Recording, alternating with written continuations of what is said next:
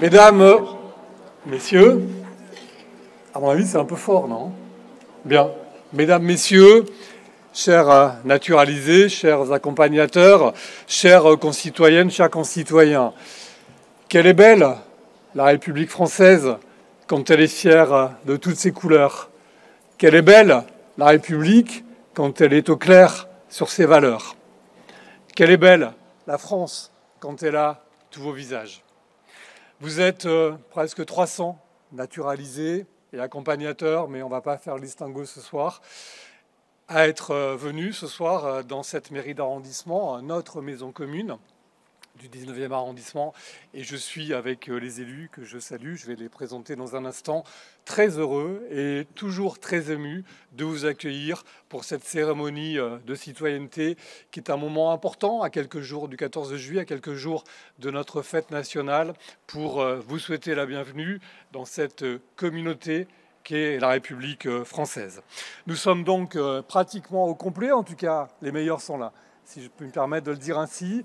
Madame la députée Danielle Obono, les élus Farida Kerbois, Roger Madec, Halima Gemni, Hadji Aoudian, Colombe Brossel, Gwenelle Austin, Collier Beignet. Il n'en manque pas, que les autres me pardonnent. Cette cérémonie est donc organisée en votre honneur à l'avant-veille des festivités de la fête nationale pour célébrer votre accession récente dans l'année à la nationalité française.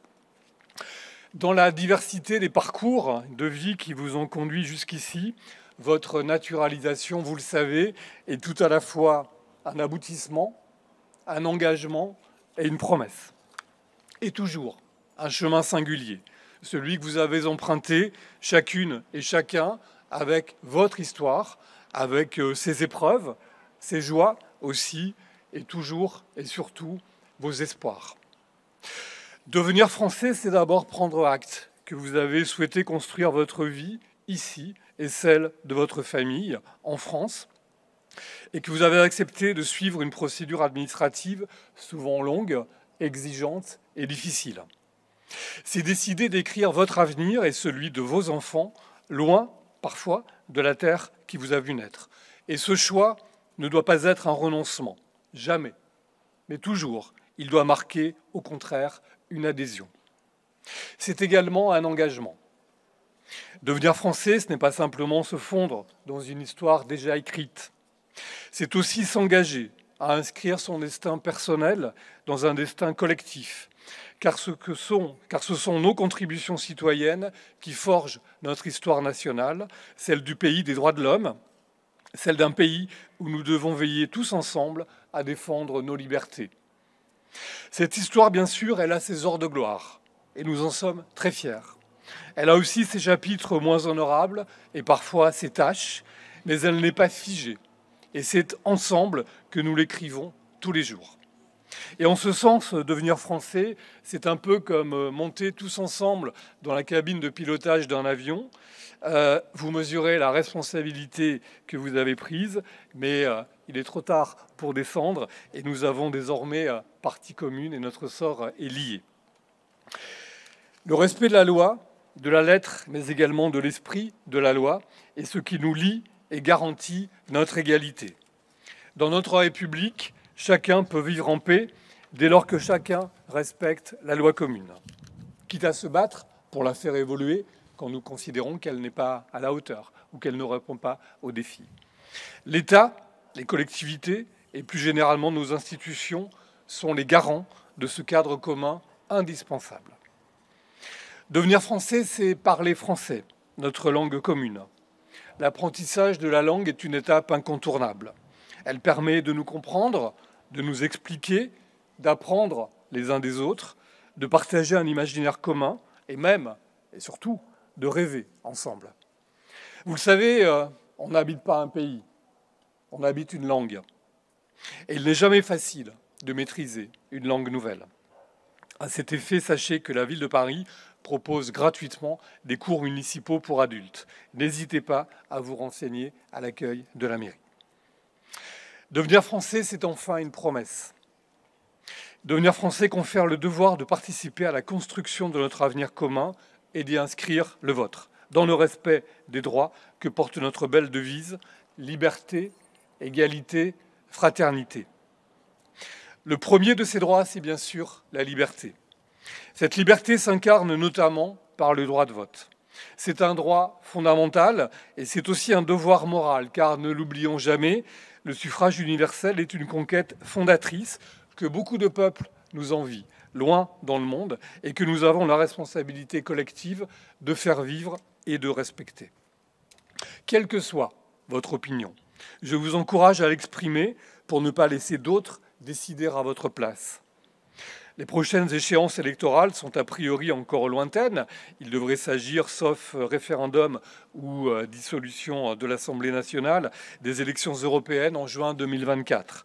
À la suite de votre naturalisation, vous serez inscrit automatiquement sur les listes électorales du 19e arrondissement et vous recevrez votre carte électorale directement à votre domicile quelques semaines avant la prochaine échéance électorale. Vous pouvez bien entendu, si vous souhaitez vous en assurer, vérifier votre inscription sur le site servicepublic.fr ou directement au service dédié de la mairie du 19e. Une autre liberté si précieuse et si originale, c'est la laïcité. Elle constitue, vous le savez, un principe fondateur de notre République qui reconnaît la liberté de croire ou de ne pas croire, reconnaît et protège tous les cultes, mais sans qu'aucune croyance ne puisse jamais s'imposer comme règle de notre vie collective. Et c'est ce principe de neutralité qui scelle notre capacité à nous rassembler autour de valeurs partagées au sein de la République. L'égalité, ce fondement de la République française, permet à chacune et à chacun d'être reconnu et respecté pour ce qu'il est, tel qu'il est. Femmes et hommes sont égaux devant la loi. Le racisme et l'antisémitisme ne sont pas une opinion, ce sont des délits. En France, pays légendaire de l'amour, un homme et une femme, tout autant que deux hommes ou deux femmes, ont le droit de s'aimer, le droit aussi de se marier et d'avoir ou pas des enfants. Et nous sommes très fiers de ces conquêtes-là. Nous en sommes ensemble les garants. C'est notre conception de l'égalité. Et c'est pour cela que de la Déclaration des droits de l'homme et des citoyens de 1789 à la loi du 8 mars 1944 ouvrant le droit de vote aux femmes et jusqu'à la loi ouvrant à tous les couples le droit de se marier, la République pose un principe fondamental d'égalité entre tous, reconnu par la Constitution. Vous avez choisi de vivre dans le 19e arrondissement de Paris, à moins que le hasard ou les circonstances vous y aient guidé. Vous vivez en tout cas au cœur d'une ville où les vagues d'immigration se sont succédées et ont enrichi notre vie communale. Je crois que notre arrondissement incarne mieux que d'autres, plus que d'autres, la richesse d'une France qui se nourrit de chacune de nos identités. Et je veux le dire avec force, oui, chacune de nos identités nous importe autant qu'elle nous apporte. Nous vivons dans un pays où chacun, quelles que soient ses origines, peut se construire, réussir, s'émanciper. De tout temps, nos quartiers se sont ouverts à des femmes et à des hommes venus d'ailleurs, et souvent de loin, polonais, russes, puis espagnols et portugais d'abord, venus du Maghreb, d'Afrique subsaharienne et d'Asie, et de bien d'autres régions du monde, d'ailleurs de toutes les régions du monde. Et c'est dans cette tradition d'accueil que je souhaite inscrire cette cérémonie. Profondément fier d'être le maire d'un arrondissement façonné par tant de richesses humaines et par une si belle diversité.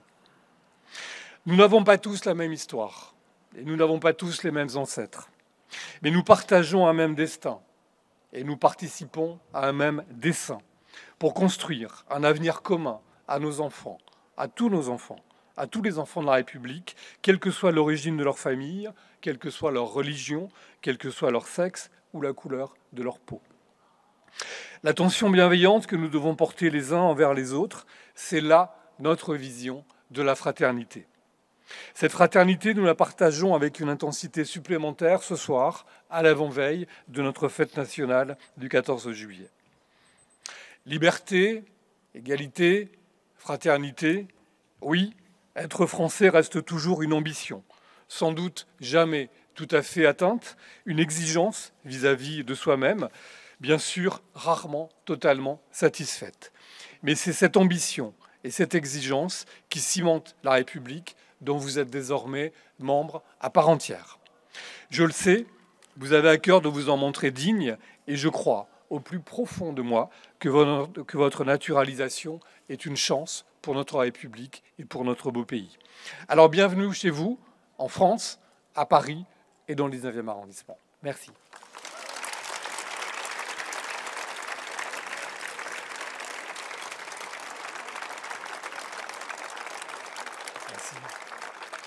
Alors vous le savez, quand les Français partagent des moments importants, et cette soirée est évidemment un moment important organisé en votre honneur, il y a toujours un moment où on doit se retrouver autour de l'hymne national que je vous propose de partager pendant quelques minutes.